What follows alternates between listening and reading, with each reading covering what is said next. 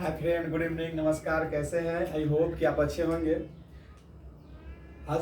आज फिर से आपके समक्ष एक वीडियो लेकर आया हूँ राजपाल से संबंधित में। कुछ दिनों से मैं वीडियो लाने में असमर्थ था, क्योंकि कुछ ऐसी परिस्थितियाँ उत्पन्न हो गई जिस कारण से मैं आपके समक्ष वीडियो नहीं ला पाया था।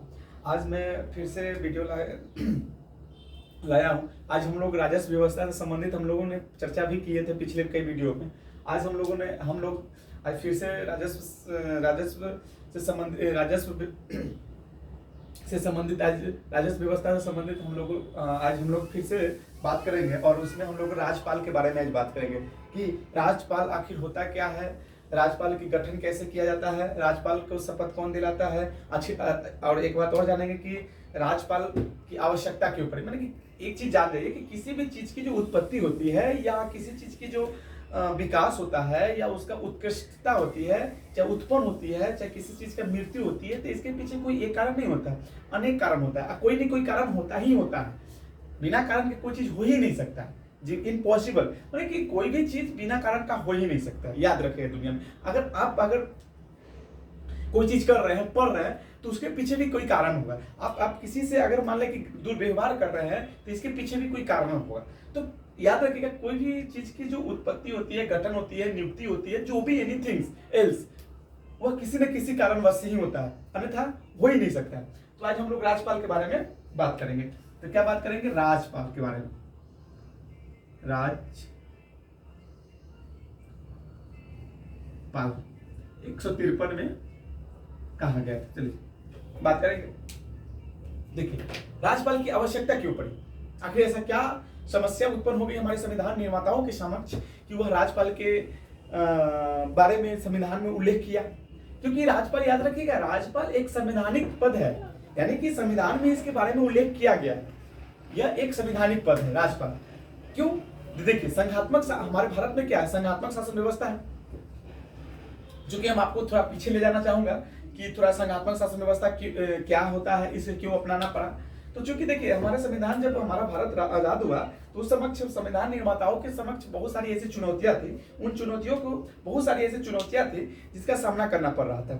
उनके पास बहुत सारी ऐसी चुनौतियां थी कि संविधान में क्या उल्लेख किया जाए, नहीं किया जाए, क्या संविधान में शामिल किया जाए, नहीं किया जाए। तो उसके लेकर हमारे संविधान निर्माताओं में बहुत सारी समस्या थी। जो कि हमारे संविधान निर्माताओं ने क्या चाहता था कि समाज में एक ऐसा वर्ग समाज में एक ऐसी व्यवस्था स्थापित की जाए जिससे कि समन्वय स्थापित हो। इसी के लिए संविधान निर्माताओं ने क्या किया कि हमारे संविधान निर्माताओं ने, आप नहीं जानते होइएगा, तकरीबन 60 देशों के संविधानों को पढ़ा, और उन 60 देशों के संविधान में से जो अच्छाइयां थी, वो अच्छाइयां को अपना संविधान में लागू कर दिया, शामिल कर दिया। 60 देशों को संविधान में स्थापित किया। चूंकि आप एक चीज देखते होइएगा कि जो संविधान में, हमारे संविधान में जो है, सभी देशों के संविधान के समन्वय दिखाई देगा। यानी कि सभी देशों के संविधान के जो कुछ बातें आपको शामिल दिखाई देगा। जैसे कि अगर हम बात करें ब्रिटेन की, तो ब्रिटेन क्या है, एक संसदीय शासन व्यवस्था वाला देश है। तो भारत भी संसदीय शासन वाला देश को अपना है। और अमेरिका क्या है, संघीय शासन व्यवस्था वाला देश है। तो उसका भी कोई अच्छाइयां है, वो अच्छाइयां को अपने संविधान में लागू किया, शामिल किया। क्योंकि हमारे संविधान निर्माता बहुत बुद्धिजीवी थे, उनका बहुत सोच आगे था, वो नीचा सोचते ही नहीं थे। वो भेदभाव, वर्ग के आधार पर भेदभाव, जो अभी वर्तमान में जो कुरीतियां हमारे समाज में समाहित है, वैसे कुरीतियां उनके पास था ही नहीं। वो चाहते थे कि हमारा समाज को एक ऐसा स्थापना की जाए ताकि उसमें सभी वर्गों को एक समान महत्व दिया जाए, एक समान उनके साथ व्यवहार किया जाए, एक समान उनके साथ अवसर प्रदान की जाए। तो इसी संदर्भ में हमारे संविधान निर्माताओं ने क्या किया कि संघीय शासन व्यवस्था को भी अपनाया, संसदीय शासन व्यवस्था को भी अपनाया, लचीलापन को भी अपनाया, और एकात्मक शासन व्यवस्था को भी अपनाया। तो आप कहीं देखिएगा कि अधिकांश जो हमारे संविधान है, उसमें अधिकांश जो भारतीय हमारे संविधान है, वो लचीलापन है, लेकिन कुछ स्थिति में वो कठोर है, उसी तरह कुछ अधिकांश हमारा संविधान में एकात्मकता आपको दिखाई देगी। मतलब कुछ कुछ परिस्थिति में एकात्मकता दिखाई देगी, तो कुछ इस परिस्थिति में आपको संघवाद दिखाई देगी। तो इसीलिए मतलब कि इसी सब के लिए क्या किया गया कि संघीय शासन व्यवस्था अपनाया गया। संघीय शासन व्यवस्था में क्या होता है कि देखिए, होता क्या है कि आप एक जगह बैठकर, आप एक जगह रहकर आप विकास, अपने देश का विकास नहीं हो सकता था। क्यों? आप इतना मान लीजिए कि मान के आपके पिताजी है, चाहे मेरे पिताजी है, अगर जब हम लोग बच्चे थे, अभी भी तो बच्चे ही हैं, अभी तो सियान नहीं हो गए हैं, अभी भी हम लोग बेरोजगार हैं हम खुद। तो अभी होता क्या है कि मेरे पिताजी है, जैसे कि मेरे फादर है, वो अकेले कमाते हैं, घर को उनको संभालना है, हम लोग को पढ़ाई देखना है, भाई बहन है, बहुत सारी बातें हैं। तो उन सभी समस्याओं को तो अकेले निवारण नहीं कर सकते, वो उन समस्याओं को पूर्ति भी तो नहीं कर सकते, क्योंकि हमको क्या समस्या है तो हम खुद जानेंगे ना कि हमारा क्या समस्या है, हमारा भाई का क्या समस्या है, हमारा बहन का क्या समस्या है, मैंने कि हमारी माँ का क्या समस्या है। तो इन सभी उसी प्रकार क्या होगा, तो इन सभी के लिए क्या चाहिए हमें कि हम खुद को, हम अपनी समस्याओं को निवारण कर सके, तभी तो हमारी समस्या समाधान होगा। इतना तो हमको क्या करना होगा, कमाना होगा। तो उसी प्रकार क्या हुआ कि संविधान निर्माताओं ने क्या किया कि संघीय शासन व्यवस्था को अपनाया। क्यों? क्योंकि एक जगह केंद्र में रहकर पूरे राष्ट्र का विकास नहीं कर सकते। मान गए कि हमारे क्या है, राष्ट्र में बहुत सारे, हमारा राष्ट्र क्या है, हम भारत के 28 राज्यों में विभाजित है, 28 राज्य है भारत में, और केंद्र शासित प्रदेश 7 है। तो इन सभी की समस्याएं अलग अलग होगी। लोग भौगोलिक क्षेत्र से विविधता है, तो इनकी समस्याएं भी विभिन्न प्रकार की होगी।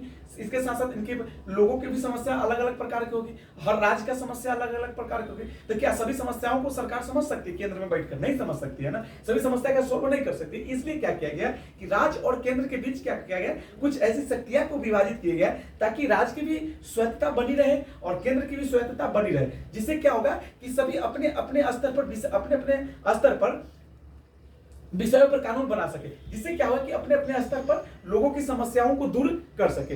इसलिए क्या किया गया, हमारे संविधान निर्माताओं ने संघीय शासन व्यवस्था अपनाया, और संघीय शासन व्यवस्था अपनाया, इसके साथ साथ क्या किया गया कि शक्तियों का विभाजन किया गया। परंतु एक समस्या ये थी कि क्या राज्य को अगर सभी स्वायत्तता दी जाएगी तो क्या राज्य देश की अखंडता, एकता और बंधुता पर समस्या नहीं उत्पन्न हो सकती है। इसलिए विशिष्ट शक्ति जो है हमारे केंद्र को दिया गया कि अगर राज्य ऐसी कुछ कार्य करती है जिससे कि देश की एकता, अखंडता और संप्रभुता पर प्रभाव पड़ता है, तो ऐसी स्थिति में राज्य पर केंद्र सरकार के द्वारा नियंत्रण लगाया जा सकता है। उसीलिए तो राज्यपाल क्या होता है, एक उदाहरण तौर पर समझ लीजिए कि राज्यपाल होता क्या है। जैसे कि नदी है, एक नदी है, नदी के नदी के उस पार भी क्षेत्र है और इस पार भी क्षेत्र है, और दोनों में समन्वय स्थापित करने के लिए हमें पुल की आवश्यकता चाहिए ना, पुल चाहिए ना। तो उसी पुल चाहिए, तभी तो दोनों क्षेत्रों के लोग एक दूसरे से मिलेंगे, एक दूसरे का विचार आदान प्रदान होगा, जिससे कि क्या एक दूसरे की समस्या समझ पाएंगे, जिससे क्या होगा कि उस समस्या को सॉल्व करने का प्रयास करेंगे। उसी प्रकार केंद्र और राज्य के बीच शक्ति का तो विभाजन हुआ, तो उन शक्तियों को देखेगा कौन देखेगा कि केंद्र के पास क्या समस्या है, राज्य के पास क्या समस्या है, क्या राज्य संविधान के अनुसार कार्य कर रही है, नहीं कर रही है, कि संविधान के विपक्ष कार्य कर रही है, कि संविधान की प्रक्रिया के अनुसार कार्य कर रही है कि नहीं कर रही। तो इसीलिए क्या किया गया कि एक राज्यपाल को प्रावधान किया गया हमारे संविधान में। राज्यपाल क्या करता है कि राज्यपाल दोनों के बीच समन्वय स्थापित करता है। समन्वय स्थापित करने का तात्पर्य है कि दोनों के बीच सामंजस्य स्थापित करता है। सामंजस्य यानी कहने का मतलब यह है कि अगर राज्य की जरूरत पड़े तो केंद्र सरकार को वो अवगत कराए, जानकारी दे कि राज्य की ये समस्याएं हैं वो, और अगर केंद्र सरकार की जरूरत पड़े तो राज्य को भी बताए कि केंद्र को यह जरूरत है, आपकी जरूरत है। तो इसलिए क्या चाहिए, एक बीच में मीडिएटर चाहिए ना। तो मीडिएटर के लिए क्या चाहिए, मीडिएटर चाहिए। तो मीडिएटर के रूप में राज्यपाल को अपनाया गया, राज्यपाल के प्रावधान किया गया। अनुच्छेद 23 में क्या कहता है, अनुच्छेद 153 में क्या कहता है कि भारत के प्रत्येक राज्य में एक राज्यपाल होंगे, किंतु भारत में प्रत्येक राज्य में एक राज्यपाल होंगे, किंतु याद रखिएगा एक ही व्यक्ति कई राज्यों में राज्यपाल के रूप में कार्य करेंगे। जैसे एग्जांपल नहीं समझे, जैसे मान गए कि हम बिहार के हैं और बिहार में एक राज्यपाल है, और बिहार के आसपास के जो भी राज्य है उस राज्य में राज्यपाल किसी कारणवश उनकी पद रिक्त हो गया है, तो क्या उस स्थिति में क्या किया जाएगा कि जो बिहार के जो राज्यपाल होंगे वो उन क्षेत्रों को भी कार्य, उस क्षेत्र के भी राज्यपाल के रूप में कार्य करेंगे। यानी कि उसको उस क्षेत्र मान के यूपी है, यूपी के अगर राज्यपाल की पद रिक्त हो गया तो उस दौरान क्या करेंगे, जो बिहार के जो राज्यपाल होंगे वो यूपी के भी कार्य करेंगे, राज्यपाल के कार्य करेंगे।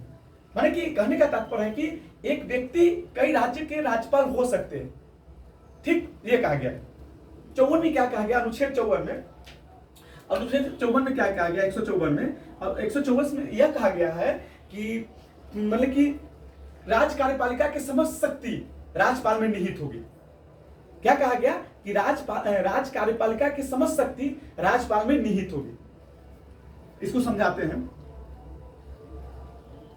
राज्य कार्यपालिका के समस्त शक्ति राज्यपाल में निहित होगी। इसका मतलब क्या है कि इसका मतलब क्या होता है, समस्त शक्ति राज्यपाल में निहित होगी। इसका मतलब क्या है, इसका मतलब यह हुआ कि राज्यपाल कार्यपालिका की जितने भी शक्ति है वो सारे के सारे शक्ति किसके पास है, इनके पास। माने कि अगर कोई भी कार्य करेगा तो बिना कार्यपालिका से पूछकर कर ही नहीं सकता, कर ही नहीं सकता। कार्यपालिका के उनसे ऑर्डर, हमारे कार्यपालिका की उसमें अनुमति लेनी अनिवार्य होगा। ठीक है, लेकिन राज्यपाल को, लेकिन होता क्या है, एक मिनट, होता क्या है कि राज्यपाल को, हाँ, होता क्या है कि समस्त शक्ति तो इनके पास है। ठीक कहा गया ये 54 में। तो यह भी कहा गया है कि इन शक्तियों का प्रयोग राज्यपाल, इन शक्तियों का प्रयोग जो उनको संविधान के द्वारा प्रदान की गई है, और इन शक्तियों के प्रयोग वो क्या करेंगे कि वह स्वयं करेंगे या वो अपने उसके द्वारा जो अधीनस्थ अधिकारी होंगे, माने जो राज्यपाल अधीनस्थ कोई अधिकारी को नियुक्त किया है, उन अधिकारी के माध्यम से उन शक्तियों का प्रयोग कर सकते हैं। ठीक, यह कहा गया, यह कहा गया। अनुच्छेद 163 में क्या कहा गया है, 163 में कहा गया है, हाँ 163 में कहा गया है कि राज्यपाल जो राज्यपाल के सलाह, देखिए अनुच्छेद 163 के ए में क्या कहा गया, कैपिटल ए में कहा गया है, 163 के कैपिटल ए यानी कि खंड ए में कहा गया है कि राज्यपाल के सलाह देने के लिए एक मंत्री परिषद होंगे। यानी कि राज्यपाल कहने का तात्पर्य क्या हुआ कि राज्यपाल एक मंत्री परिषद के माध्यम से, सलाह के माध्यम से कार्य करेगी। तो क्या मतलब हुआ कि राज्यपाल जो है और राज्यपाल के सलाह देने के लिए, उनके सहायता देने के लिए एक मंत्री परिषद होगा। ठीक, 163 में क्या, माने कि सलाह देने के लिए एक मंत्री परिषद होगा, कहा गया। और 63 में क्या कहा गया, 163 के ये में तो कहा गया, 163 में क्या कहा गया, क्या कहा गया है, 163 में यह कहा गया है कि राज्यपाल इन शक्तियों का, राज्यपाल मंत्री परिषद के सलाह पर कार्य करेंगे। ठीक, मंत्री परिषद के कार्य पर कार्य करेंगे। ठीक, यह मेरा एक छोटा वीडियो है, यह पार्ट 1 है राज्यपाल के संदर्भ में। आगे हम इसके आगे किन किन क्या क्या शक्तियां होती है राज्यपाल के पास, उसके बारे में चर्चा करेंगे। ठीक है, थैंक यू सो मच।